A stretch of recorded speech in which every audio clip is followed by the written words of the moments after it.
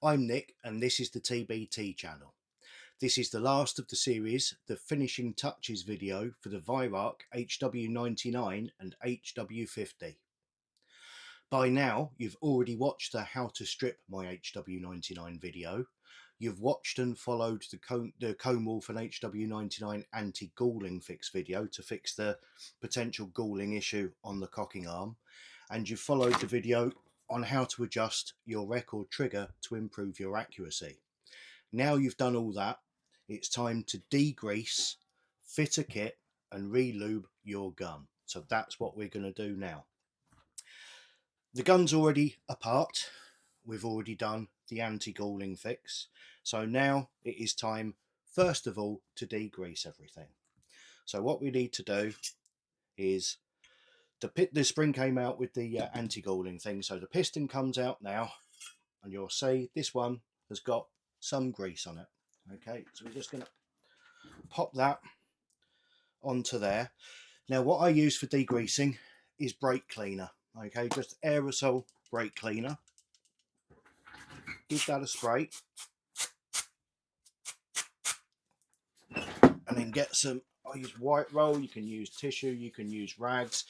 If you're using rags, make sure they're cotton or lint free so that you don't end up with small particles all over the place. Now here we go, including the piston seal there. You can see all the grease is off of that piston. You don't have to worry too much about degreasing the inside of the piston because we want some grease inside of there anyway. So it's the outer body and also the piston seal that we want to concentrate on. The next thing we want to do is inside of this cocking slot and inside of these little holes here for the pins and for the tiles, just take a small diamond file and just file off the inside edges of those where you'll get burrs. Okay, do that now so that when we put the piston back in later, it doesn't cut the piston seal. And the reason we do that now is any small particles that go in there are going to go into the grease, and the thing we do after getting rid of any burrs inside of there is to degrease the inside of here. So again, we just use the brake cleaner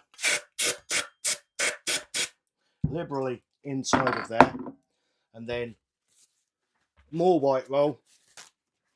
And what you're going to need is something to poke it down there. Now I've had this rod for many years. It's just an old bit of Delrin that I just used a saw to put a notch in the end of it so that I can put that on there, introduce that into the gun, push it down and turn it and take it back out and degrease the inside of there. So you want something similar to that just to avoid getting the paper stuck down in the end of the gun. Believe it or not, I have actually had one customer in the past, a few years ago now admittedly, contact me because his HW99 wouldn't fire. He'd fitted a kit, but when he fired it, the pellet never moved. Not even a millimetre inside of the barrel. We tried everything. In the end, I just told him to send it to me and I'd check it for him.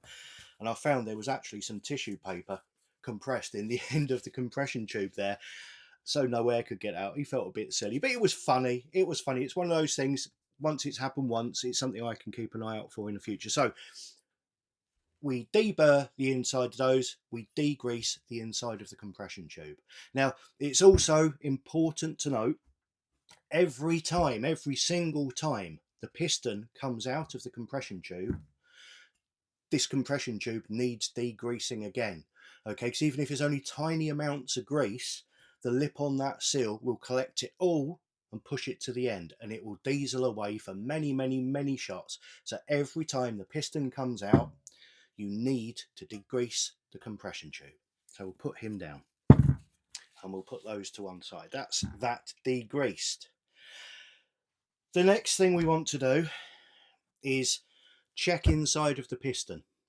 There may well be weights or washers down inside of the piston. Okay, so you get a screwdriver and push them up. They're held in with a small black O-ring. Get those out of there. We don't really need them. Put them to one side.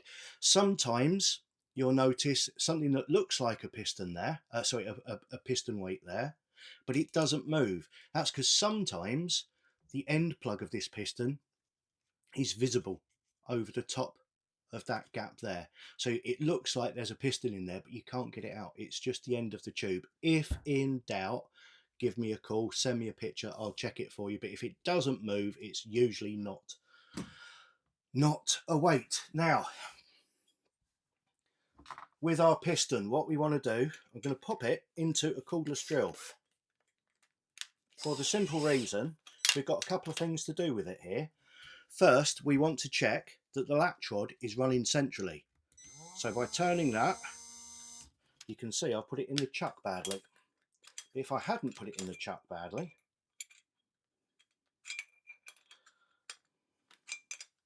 I'm still struggling with man flu. So I am struggling on man flu with that. Get in there, you bugger.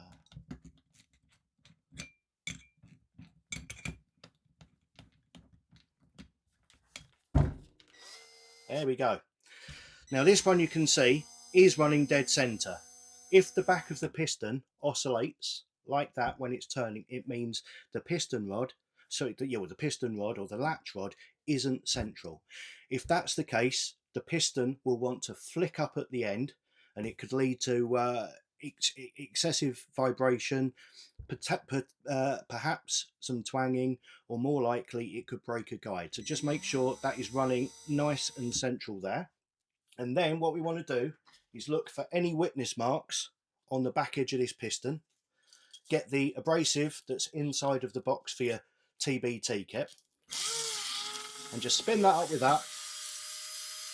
I mean, there aren't any on this one, but just spin that up until those marks have gone. Okay, once those ones have gone, we need to polish it. You'd start with a medium grit, then go to a fine grit, maybe some wire wool, but then you'd end up with some cloth and some metal polish. Usually I'd use Autosol. I don't have any Autosol, so I'm just going to pop a bit onto a tissue here. Spin this up again. Okay, so polish that up for, I don't know, probably a few minutes would do it. I'm just doing it quickly to show you, demonstrate the system here. Clean that off of there.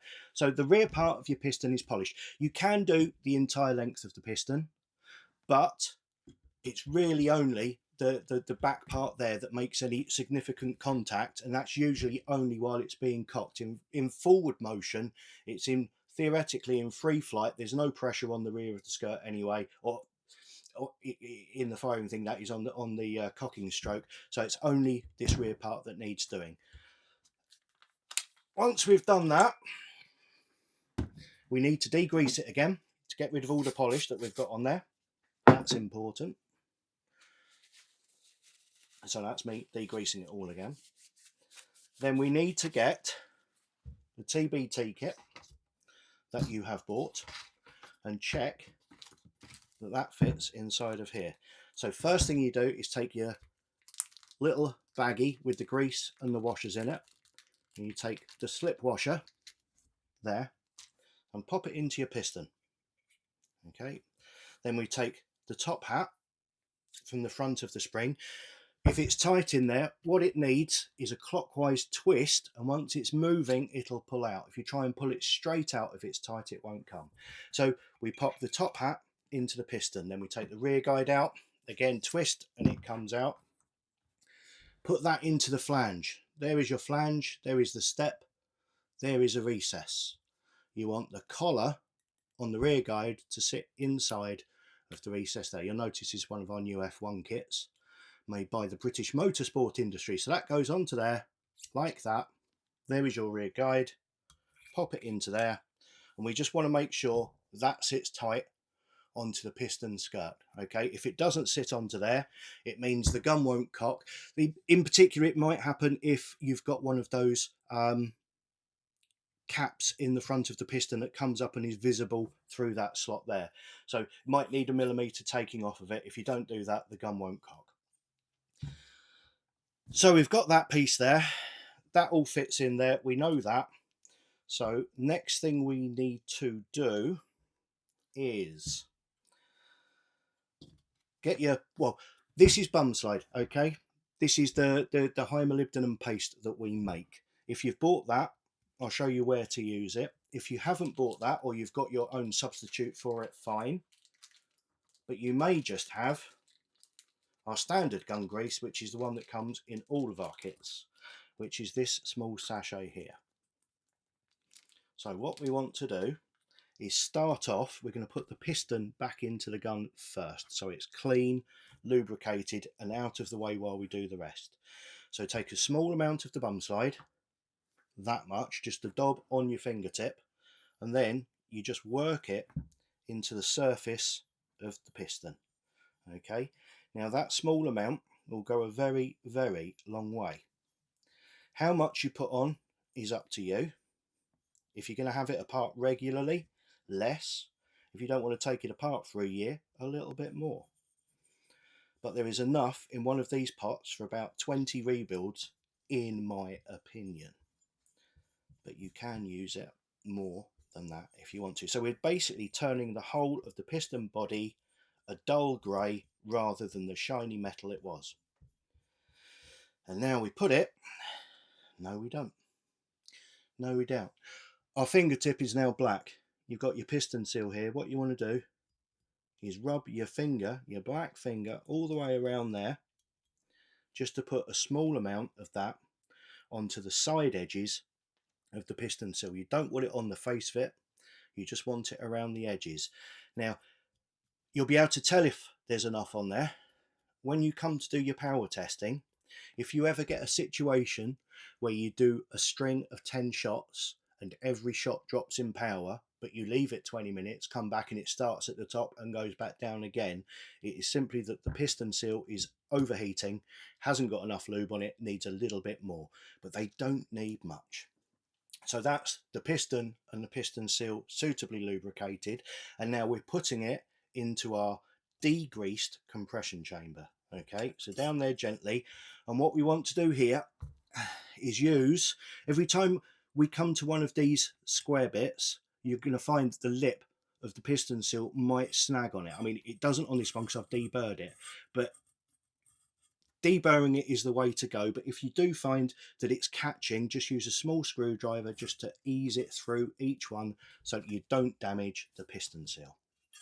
So that piston goes all the way down, the right way up, so you can see the slot in the cocking slot there. Next, we want a small amount of bum slide onto the rear guide. Okay, just pop that onto there and give him a little twist into your spring. And the same, a small amount of bum slide onto the top hat, like that. Pop him into the front. Now we want to get a little dob of bum slide and just push that into the front hole. Okay, so that's gone down inside of the hole that's going to sit on the latch rod to lubricate the top hat onto the latch rod. And that is that for the bum slide. I'll sit him here and clean my hands. Then I will show you how to lubricate the spring. It's a mucky job,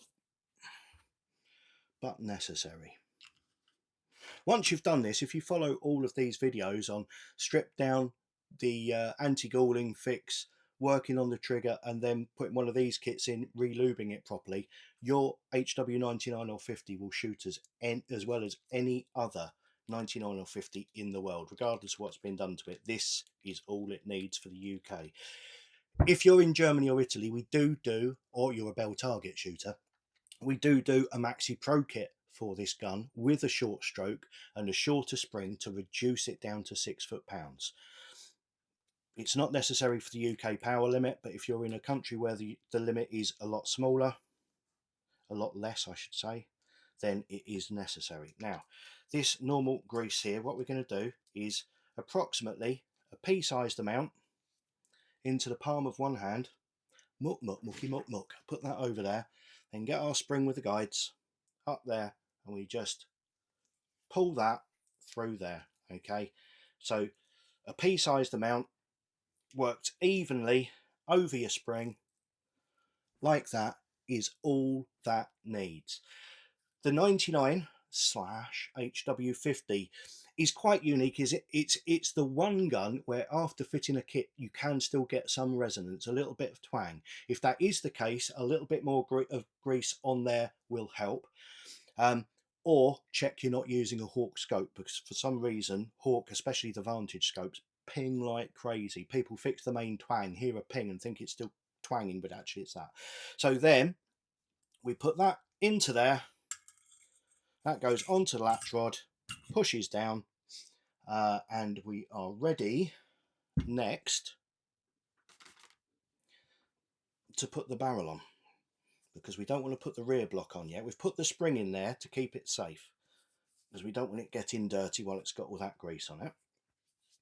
So we've done the anti-galling modification from the previous video. You know everything's ready there. So we want to fit the barrel back on before we fit the back onto the spring, because we don't want to be fighting the chisel detent there. So what we do is the ears on the cocking arm there, just want a smallish, a little dollop of bum slide like that, okay, because that's going to help protect it from any issues with the galling issue we know about and that we've fixed. And a small amount of it rubbed along the length of your plastic insert underneath, so that passes through there and into that hole. Next we want to get, wherever I have hidden it, here it is. This is our axis pin and our 2 shim washers.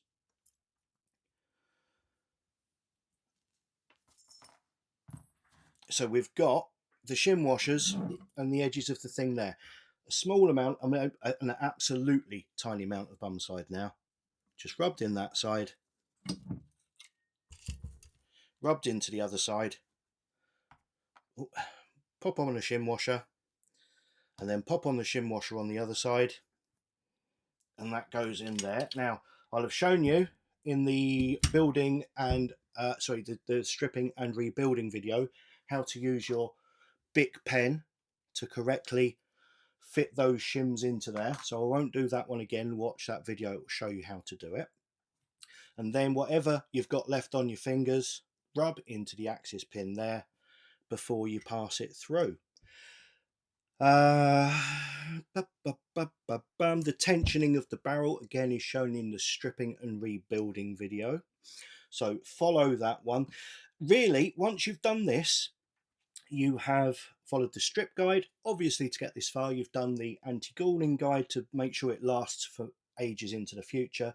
You've taken all the rubbish grease that was in there when you bought it new.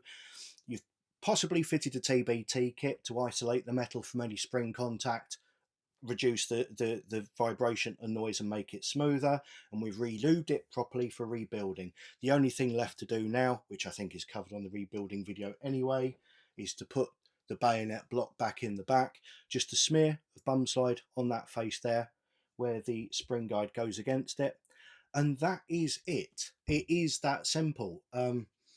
That's all you need to do to these guns. Anything else is practically superfluous. I hope you've enjoyed doing this, and please let me know if you follow these videos. Please let me know your results and tell your friends the results, because it's one of those things that really does work. It's an hour of your time spent on this gun turns it into something that when you go down your gun club and somebody tries your gun and go, "Oh, that's nice. Who did that?" And you can say, "Oh, I did." And it's great.